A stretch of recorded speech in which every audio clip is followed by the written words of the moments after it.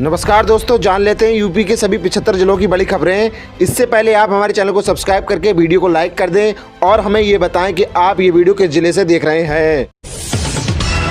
UP में कोहरे में 16 गाड़ियां भिड़ी, 7 की मौत। बरेली में ट्रक ऑटो पर चढ़ा। पहाड़ों में बर्फबारी से 26 जिलों में कोल्ड डे। यूपी में कड़ाके की ठंड पड़ रही। पहाड़ों से आ रही बर्फीली हवाओं ने गलन बढ़ा दी है। गुरुवार सुबह वाराणसी, गोरखपुर, आगरा, मथुरा, बरेली, मुरादाबाद, हाथरस समेत 30 जिले कोहरे की चपेट में हैं। यूपी के इन 23 जिलों में फ्री राशन के साथ ज्वार और बाजरा भी मिलेगा। 8 से इस डेट तक होगा वितरण। यूपी में जनवरी महीने के फ्री राशन वितरण डेट आ गई है। 8 जनवरी फ्री राशन वितरण शुरू होगा। इसके साथ 23 जिलों में फ्री राशन के साथ ही ज्वार और बाजरा भी मिलेगा।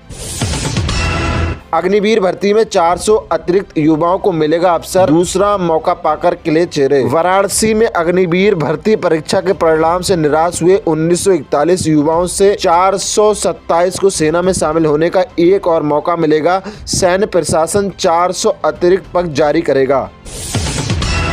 भाजपा ने 1 करोड़ वोट बढ़वाए, नकली वोट बनाने वालों पर एफआईआर हो। अखिलेश यादव ने लगाए गंभीर आरोप। सपा अध्यक्ष अखिलेश यादव ने गंभीर आरोप लगाते हुए कहा कि भाजपा ने 1 करोड़ नकली वोट बढ़ाए हैं। ऐसे लोगों के खिलाफ एफआईआर दर्ज की जानी चाहिए। उन्होंने कहा कि अब एसआईआर से भाजपा वाले खुद परेशान हैं। किसानों के लिए मददगार साबित होगा ये एआई ऐप। एक क्लिक में मिलेगी कीटों और बीमारियों की पूरी जानकारी। भारत सरकार ने किसानों के लिए जीआईएस आधारित national paste surveillance system mobile app विकसित किया है। ये ऐप एआई एएमएल तकनीकी का उपयोग कर कीटों व रोगों की पहचान, महामारी प्रसार की जानकारी और विशेषज्ञ सलाह प्रदान करता है। किसान इसे एंड्रॉयड, iOS पर डाउनलोड कर सकते हैं। आजमगढ़ के कृषि रक्षा अधिकारी ने बताया कि ये ऑनलाइन ऑफलाइन दोनों मोड में काम करता है, जिससे फसल प्रबंधन में मदद मिलेगी। एसआईआर इटावा में मतदाता सूची से कटे 2,33,000 नाम, 40 मतदाताओं को राहत। इटावा में विशेष प्रगाढ़ पुनरीक्षण के दौरान 2.33 लाख से अधिक मतदाताओं के नाम मतदाता सूची से हटा दिए गए हैं। निर्वाचन आयोग ने इस प्रभावित मतदाताओं को 6 जनवरी तक आपत्ति दाखिल करने, अपना नाम दोबारा जुड़ने का मौका दिया था। अब ये डेट निकल गई है। पीएम किसान 22वीं इंस्टॉलमेंट। किसान सम्मान निधि योजना की 22वीं किस्त आने से पहले कर लें ये जरूरी काम, वरना अटक जाएंगे 2000 रुपए। प्रधानमंत्री किसान सम्मान निधि योजना की 22वीं किस्त नए साल में आने वाली है। इस बार किसानों को किस्त प्राप्त करने के लिए फार्मर आईडी बनवाना अनिवार्य है। जिन किसानों के पास ये आईडी नहीं होगी उनकी किस्त अटक सकती है। फार्मर आईडी किसानों की डिजिटल पहचान है, जिसमें उनकी जमीन और फसल की जानकारी होती है। इसे बनवाने के लिए आधार कार्ड और जमीन के कागजात आवश्यक हैं। यूपी में आयुष्मान योजना के तहत अस्पतालों को 1 साल में 4649 करोड़ का भुगतान, गरीबों का इलाज हुआ आसान। योगी सरकार ने आयुष्मान भारत योजना के तहत उत्तर प्रदेश में अस्पतालों को 1 साल में 4649 करोड़ रुपए का भुगतान किया। इससे गरीबों के इलाज में कोई बाधा नहीं आ रही है। क्लेम पेडेंसी 10.75 लाख से घटकर 3 लाख हो गई और मेडिकल ऑडिटरों की संख्या बढ़ी। ये व्यवस्था अस्पतालों का विश्वास बढ़ा रही है, जिससे जरूरतमंदों को बेहतर स्वास्थ्य सेवाएं मिल रही है। चौकी दरबा कायरबा गाने वाली नेहा की गिरफ्तारी पर रोक। सुप्रीम कोर्ट ने योगी सरकार को भेजा नोटिस, कहा कोई कार्रवाई नहीं होगी। सुप्रीम कोर्ट ने बुधवार को नेहा सिंह राठौर की गिरफ्तारी पर रोक लगा दी। पहलगाम आतंकी हमले के बाद उन्होंने चौकी दरबा कायरबा गाना गाया था। इसके बाद वाराणसी और लखनऊ में उनके खिलाफ एफआईआर दर्ज हुई थी। योगी सरकार उत्तर प्रदेश के 21 जिलों के 64 ब्लॉकों में बड़ा अभियान चलाने जा रही है। ये अभियान 10 से 28 फरवरी के बीच चलेगा। इसको लेकर दिशा निर्देश जारी किया गया है। टीमें घर घर जाएंगी।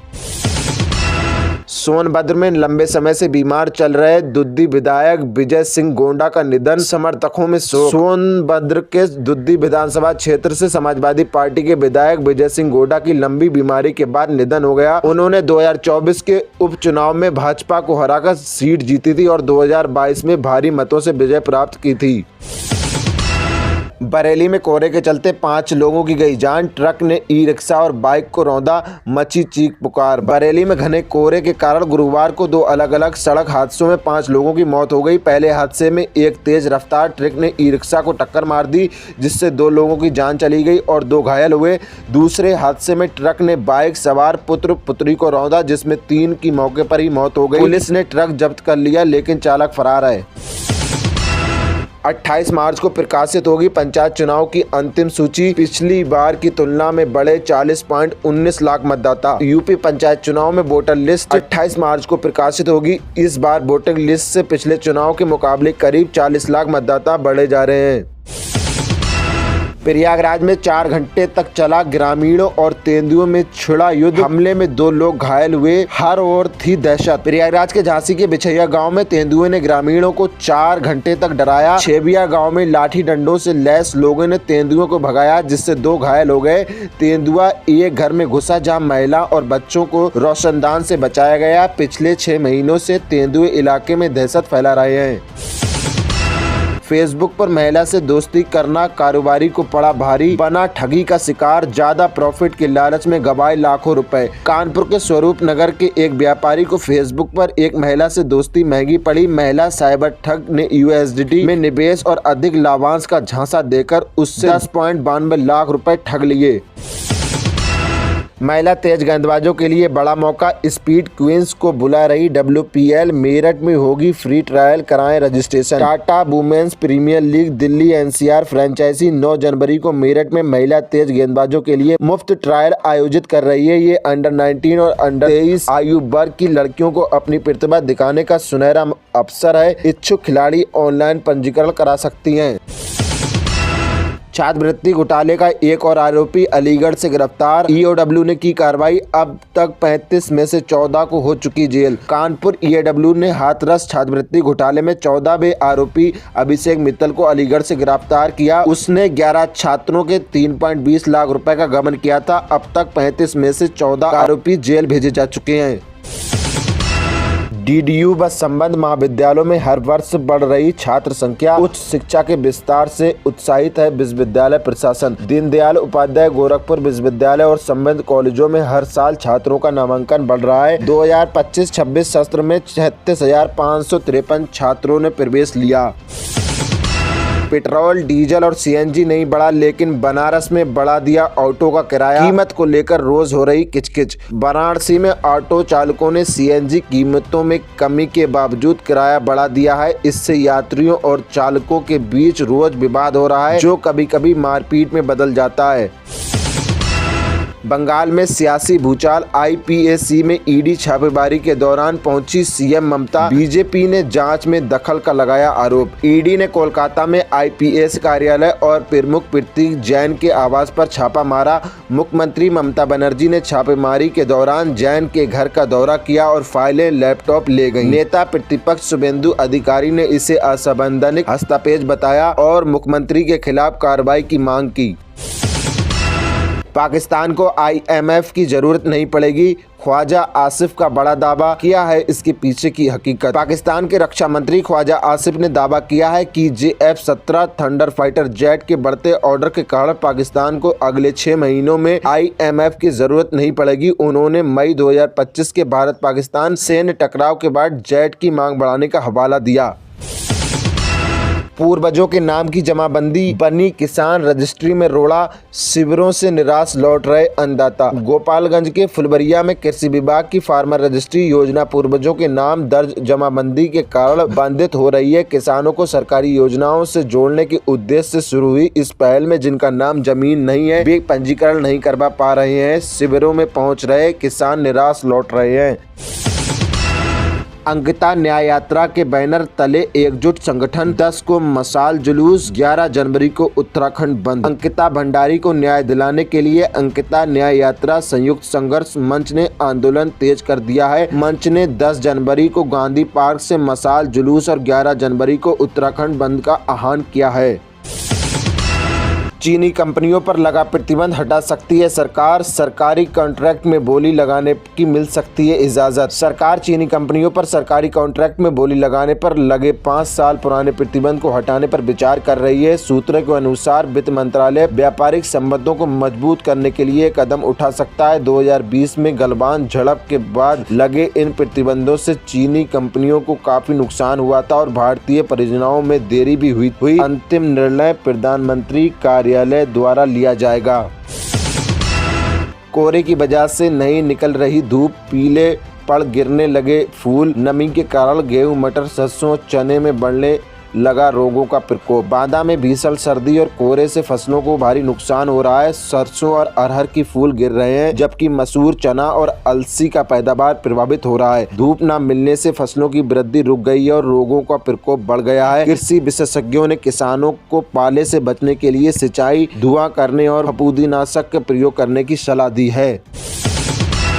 Sri Lanka vs Pakistan first T20, Sahibzada Farhan की 50। पाकिस्तान ने जीत के साथ किया सीरीज का आगाज। पाकिस्तान ने पहले T20 मुकाबले में श्रीलंका को 6 विकेट से मात दी। पहले बल्लेबाजी करने उतरी श्रीलंका टीम 19.2 ओवर में 128 रन पर सिमट गई। जवाब में पाकिस्तान ने इस टारगेट को 17वें ओवर में ही 4 विकेट खोकर चेस कर लिया। 10 जनवरी को लगेगी दिल्ली में लोक अदालत, चालान करवाना माफ तो इस डॉक्यूमेंट्स को रखें साथ। दिल्ली में 10 जनवरी 2026 को लोक अदालत का आयोजन किया जा रहा है। इस दौरान कई तरह के मामलों के साथ ही यातायात नियमों के उल्लंघन पर जारी किए गए चालानों का निपटारा भी किया जाएगा। किस तरह की तैयारी करने के बाद लोक अदालत में चालान माफ किया जा सकता है, पूरी जानकारी आप वेबसाइट पर जाकर देख सकते हैं। KTM RC 160 हुई भारत में लॉन्च। 118 किलोमीटर की टॉप स्पीड के साथ मिले कई फीचर्स, कितनी है कीमत? KTM की ओर से भारत में कई सेगमेंट में मोटरसाइकिल की बिक्री की जाती है। निर्माता की ओर से अपनी नई मोटरसाइकिल के तौर पर KTM RC 160 को लॉन्च कर दिया गया है। 13 जनवरी को लॉन्च होंगे CMF हेडफोन प्रो, पहले जान ले features. CMF headphone pro Bharat में 13 जनवरी को लॉन्च होंगे। नथिंग की सब्सिडरी CMF के ये ओवर ईयर वायरलेस हेडफोन 100 घंटे तक की बैटरी लाइफ के साथ आते हैं। एग्रीकल्चर सुपरवाइजर के 1100 पदों पर रजिस्ट्रेशन इस दिन से शुरू। हम आपको बताते हैं जानकारी। RSSB की ओर से एग्रीकल्चर सुपरवाइजर के कुल 1100 पदों पर रजिस्ट्रेशन 13 जनवरी से शुरू हो जाएंगे। उम्मीदवार 11 फरवरी तक इन पदों के लिए आवेदन कर सकेंगे। साथ ही करेक्शन विंडो 14 फरवरी तक एक्टिव रहेगी। मेरठ में सियासी तकरार, अतुल प्रधान व संगीत सोम बीजेपी नेता पर जमकर बरसे सपा विधायक, लगाया मीट कारोबार का आरोप। मेरठ की सरादना सीट में सपा विधायक अतुल प्रधान ने बीजेपी के पूर्व विधायक संगीत सोम के खिलाफ मोर्चा खोल दिया है। अतुल प्रधान ने संगीत सोम पर मीट कारोबार से लेकर सुरक्षा के नाम पर सरकारी धन की बर्बादी तक के कई संगीन आरोप लगाए और मामले की CBI जाँच करने की मांग की है।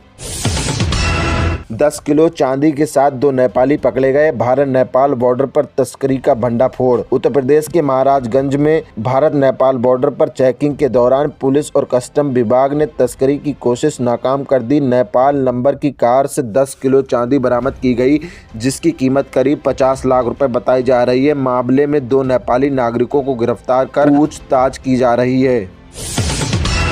ड्राफ्ट वोटर लिस्ट जारी होने के बाद CM योगी ने ली बैठक, सभी 75 जिलों के लिए जारी हुए आदेश। ड्राफ्ट मतदाता सूची प्रकाशित होने के बाद उत्तर प्रदेश के मुख्यमंत्री योगी आदित्यनाथ और भाजपा के उत्तर प्रदेश अध्यक्ष पंकज चौधरी ने सभी मंत्रियों और पार्टी के सांसदों, विधायकों, MLC पदाधिकारियों और जिला अध्यक्षों के साथ एक वर्चुअल बैठक की। सभी को जिम्मेदारी दी गई है कि इस महीने में मतदाताओं का रजिस्ट्रेशन करें।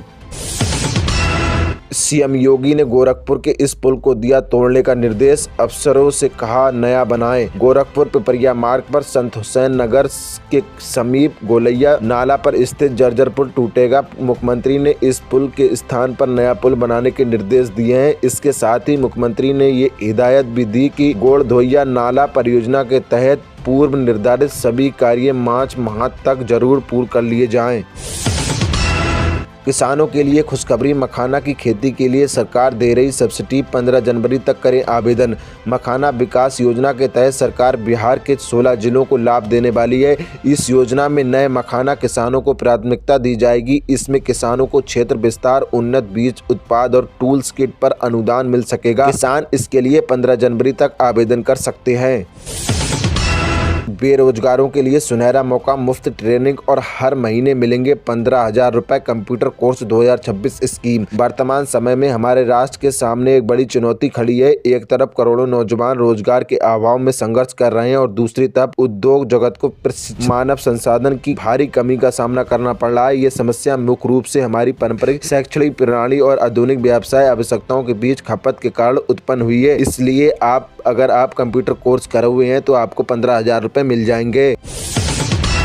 फर्जी रजिस्ट्री पर लगेगी सख्त लगाम, जमीन और मकान रजिस्ट्री के लिए नए नियम लागू। Land registry new rule. भारतीय संपत्ति बाजार में जमीन से जुड़े लेन देन हमेशा से जटिल और जोखिम भरे हैं। अनेक परिवारों ने धोखाधड़ी, नकली कागजात और मालिकाना हक को लेकर होने वाले झगड़ों के कारण अपनी पूरी जिंदगी भर की कमाई गंवा दी।